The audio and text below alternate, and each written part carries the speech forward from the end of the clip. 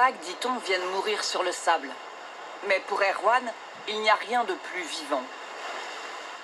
Il y a des animaux qui vivent dans les vagues, il y a des poissons, il y a des mammifères marins. Elles hébergent la vie. En effet, les vagues ne sont pas seulement un paysage ou une attraction touristique, elles remuent des nutriments sous-marins. Ça remue en fait le sable et ça attire certains poissons qui attirent des plus gros poissons. On peut aussi parfois voir même les oiseaux qui arrivent et voilà, il y a toute la chaîne alimentaire qui se met en place. Donc il y a vraiment une vie. Erwan a surfé dans une soixantaine de pays. Il a vu des vagues remarquables disparaître et ne jamais revenir à cause de constructions humaines. Alors pour protéger celles qui déferlent sur cette plage de Saint-Pierre-Quiberon, il s'est associé à ce chercheur spécialisé dans les aires marines protégées. Car malgré leur puissance, les vagues sont fragiles.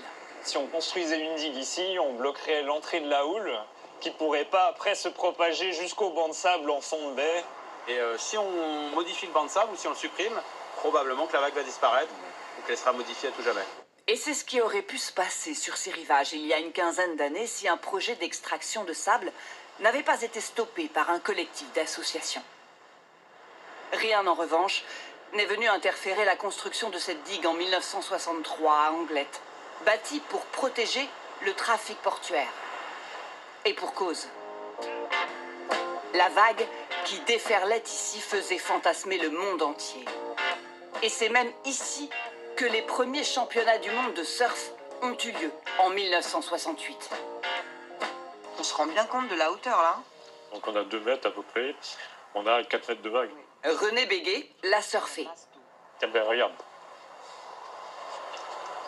Ça fait 4 mètres à peu près. Alors je te donne ça. Et il s'en souvient pour la vie. Et là, je suis parti, je suis sorti, j'ai fait des virages. Là. Je suis arrivé sur le sable, je me suis posé sur ma planche.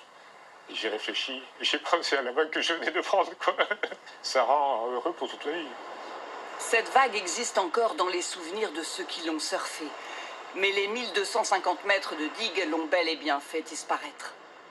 Et c'est précisément pour cela que la maire de Saint-Pierre-Quiberon a accepté la proposition d'Erwan.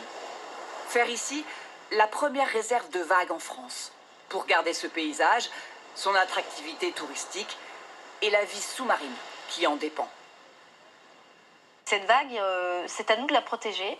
Donc on a pris une délibération en février 2022, délibération qui a été prise à l'unanimité pour engager le conseil municipal à ne jamais autoriser de travaux qui pourraient porter atteinte à la forme de notre vague. Alors la réserve, elle commence juste ici, à la pointe du Perchaud. Elle va jusqu'à La Truie et Port-Barras sur 1 kilomètre, jusqu'à 300 mètres au large. Ça fait un quadrilatère d'environ 1 kilomètre sur 300 mètres, ça fait à peu près 30 hectares. D'autres communes en France réfléchissent à faire de même. Car en Espagne, aux États-Unis comme en Nouvelle-Zélande, des réserves de vagues remarquables existent déjà et protègent ainsi ce patrimoine naturel et humain.